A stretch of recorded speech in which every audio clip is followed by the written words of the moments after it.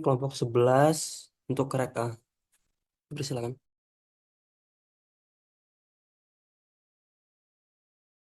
Baik, Assalamualaikum warahmatullahi wabarakatuh. Kami dari kelompok 11 akan mempresentasikan mengenai kebijakan kesehatan dalam pencegahan dan pengendalian penyakit infeksi dengan anggota. Next. Yang pertama ada Mustika Sari Dewi dengan NIM 016, yang kedua ada Valinka Mustika dengan NIM 029, dan saya Rahmawati Fajar dengan NIM 030. Next.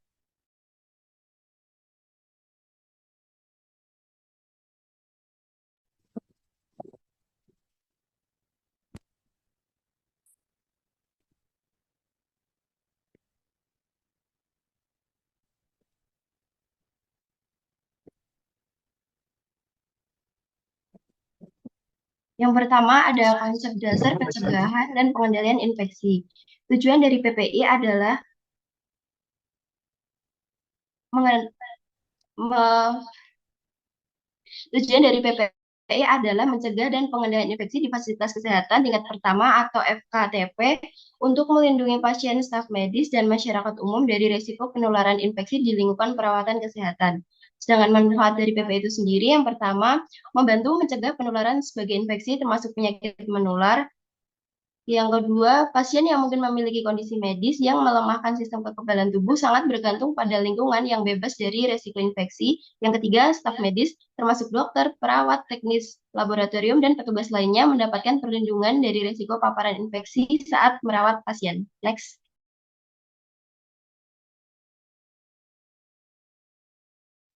Selanjutnya ada beberapa dasar hukum dari PPI sendiri. Yang pertama itu ada peraturan pemerintah atau PP Republik Indonesia. Yang pertama itu peraturan pemerintah RI nomor 101 tahun 2014 tentang pengelolaan limbah bahan berbahaya dan beracun. Yang kedua ada peraturan pemerintah Republik Indonesia nomor 47 tahun 2016 tentang fasilitas pelayanan kesehatan. Nah, yang kedua ada undang-undang. Yang pertama itu Undang-Undang tahun nomor 29 tahun 2004 tentang praktik kedokteran. Lalu yang kedua UU nomor 36 tahun 2009 tentang kesehatan.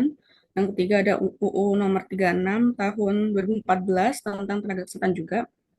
Dan yang keempat UU nomor 38 tahun 2014 tentang keperawatan.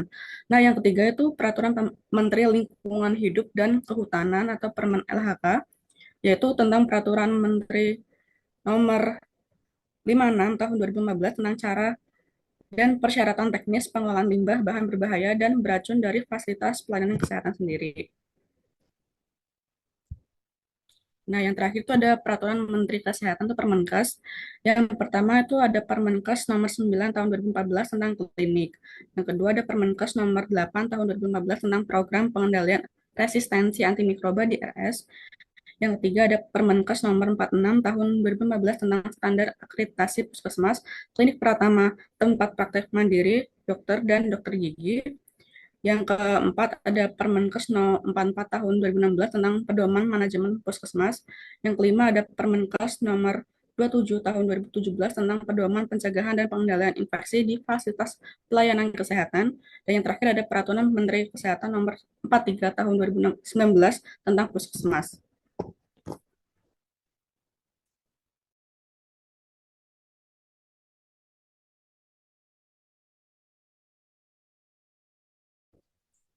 Lalu untuk prosedur PP sendiri, ada SPO yang perlu dipersiapkan oleh fasilitas pelayanan kesehatan antara lain. Yang pertama ada kewaspadaan isolasi, yaitu kebersihan tangan, terus alat pelindung diri atau APD, dekontaminasi peralatan-peralatan pasien, pengendalian lingkungan, penata laksanaan limbah, penata laksanaan linen, perlindungan petugas kesehatan, penempatan pasien, higien respirasi atau etika batuk, praktek menyuntik yang aman, dan praktek tumbal fungsi. Yang kedua, upaya pencegahan infeksi sesuai pelayanan di fasilitas pelayanan kesehatan yang antara lain itu, pertama ada infeksi saluran kemih, yang kedua infeksi daerah operasi, yang ketiga infeksi aliran darah, yang keempat pneumonia akibat penggunaan ventilator, dan yang terakhir kebijakan tentang PPI lainnya.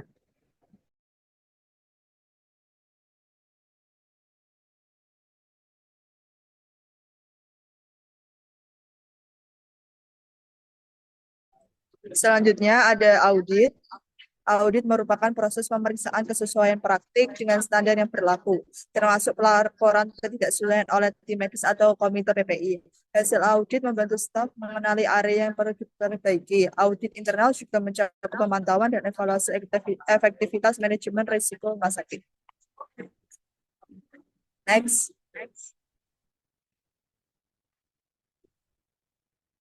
Audit internal berperan dalam mengidentifikasi dan memberikan solusi atas risiko yang besar. Standar audit internal menekankan pengembangan ide audit berdasarkan penilaian risiko yang diperbarui setiap tahunnya. Next.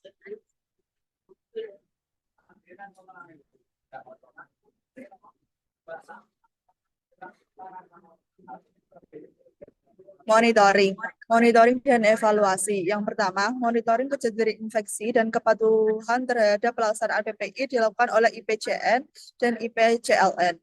Yang kedua, monitoring surveillance menggunakan formulir terdiri dari formulir pasien baru, formulir harian, dan formulir bulanan. Yang ketiga, kegiatan monitoring dilakukan dengan melaksanakan surveillance dan kunjungan lapangan setiap hari oleh IPCN dan komite jika diperlukan. Yang keempat, monitoring dilakukan oleh komite tim atau PPI dengan frekuensi minimal setiap bulan. Yang kelima, evaluasi oleh komite atau tim PPI minimal setiap 3 bulan. Next.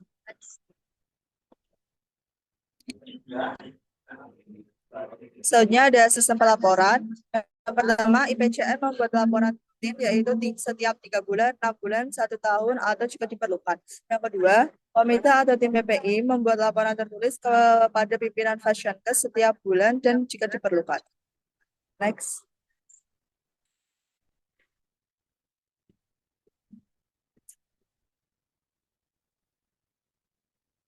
Selanjutnya ada pengkajian risiko. Yang pertama, identifikasi risiko. Identifikasi risiko adalah langkah awal yang krusial dalam pengembangan strategi pencegahan dan pengendalian infeksi. Yang efektif melibatkan proses pengenalan. Yang kedua, ada analisis risiko, yaitu analisis risiko adalah proses sistematis yang menggali lebih dalam untuk mengevaluasi dan mengukur risiko. Next. Selanjutnya ada kontrol risiko, yaitu kontrol risiko merupakan serangkaian tindakan dan strategi yang dilakukan untuk mengurangi, mencegah, dan mengendalikan penularan penyakit infeksi. Yang keempat, ada monitoring risiko, yaitu proses terus-menerus yang melibatkan pemantauan dan evaluasi berkelanjutan terhadap upaya-upaya pencegahan dan pengendalian infeksi yang dilakukan oleh pelayanan kesehatan tersebut. Next.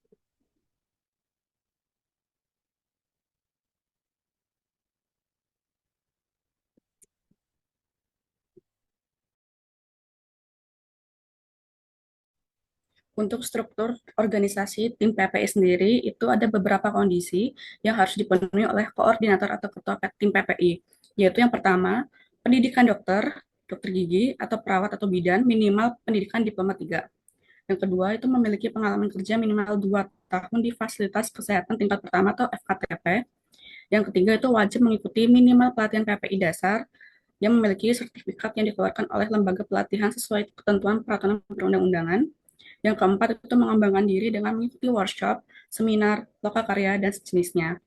Dan yang terakhir itu mengikuti bimbingan teknis secara berkesinambungan. Nah, sedangkan bagi anggota tim PPI sendiri memiliki persyaratan sebagai berikut. Yang pertama, pendidikan minimal D3 bidang kesehatan. Yang kedua, diutamakan pernah mengikuti pelatihan dasar PPI, workshop, dan in-house training. Dan yang tiga itu bersedia mengembangkan diri dengan mengikuti seminar, lokakarya, dan sejenisnya.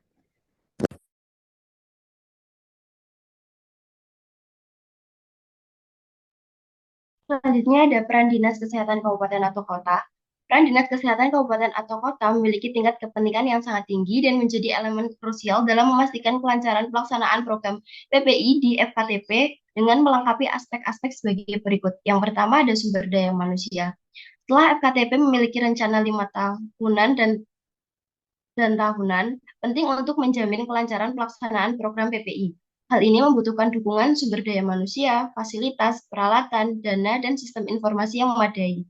SDM yang kompeten dan terlatih sangat penting untuk melindungi pasien, staf, dan masyarakat dari infeksi, serta berperan dalam pengawasan, pelaporan, identifikasi, dan memastikan kepatuhan terhadap regulasi. Keberadaan SDM berkualitas menjadi fondasi utama dalam menjaga mutu keselamatan layanan di FKTP.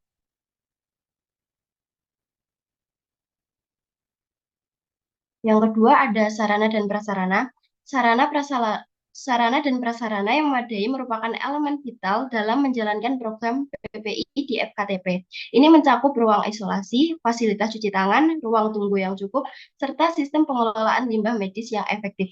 Ketersediaan dan pemeliharaan alat yang baik mendukung pelaksanaan PPI secara aman dan efisien. Tanpa dukungan ini, pelaksanaan program akan terhambat dan resiko penularan infeksi meningkat.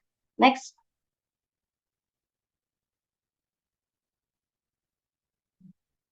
Yang ketiga ada pembiayaan. Pembiayaan yang memadai sangat penting bagi FKTP untuk menjalankan program PPI secara optimal, termasuk pengadaan APD, fasilitas kebersihan, sterilisasi, pelatihan SDM, dan pengelolaan limbah medis. Tanpa dukungan dana yang cukup, upaya pencegahan infeksi berisiko tidak efektif dan dapat membahayakan pasien, staf medis, dan masyarakat. Yang keempat, ada sistem informasi. Sistem informasi yang efisien mendukung FKTP dalam memantau data epidemiologi, mengelola stok APD, melaporkan kasus infeksi, serta mempercepat respon terhadap penyebaran penyakit. Sistem ini juga memperkuat koordinasi internal dan pengambilan keputusan yang tepat dalam upaya pencegahan dan pengendalian infeksi. Sekian presentasi dari kelompok kami. Apabila